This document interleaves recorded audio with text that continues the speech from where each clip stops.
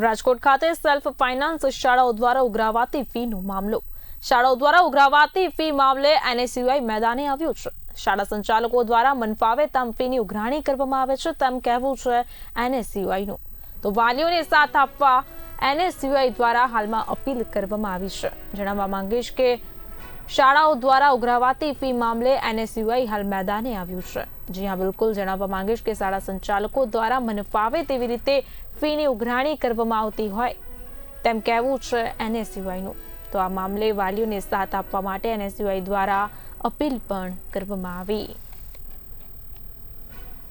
કરીને વાલીઓને પણ હું આ મુદ્દામાં અપીલ કરું છું.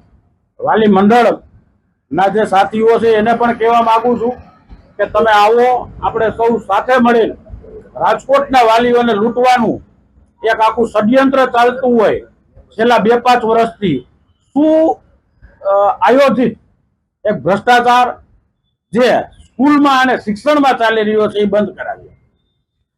સ્કૂલની અંદર રાજકોટમાં જે રીતના ટીઆરપી કાંડ હોય, જે રીતના બનાવો બન્યા, ત્યારબાદ સ્કૂલમાં ફરજિયાત ફાયર એનઓસી હોવું છે. ઘણી સ્કૂલો પોતાની અગાસી ઉપર ડોમ નાખીને ભણાવી રહી છે. તો આ ડોમ પર તાત્કાલિકપણે નીકળવા જોઈએ. બીજું, રાજકોટના શિક્ષણમાં અત્યારે પ્લે હાઉસના નામે બિલાડીની ટોપની જેમ શેરીએ ગરીએ જે પ્લે હાઉસ ચાલુ થયા છે,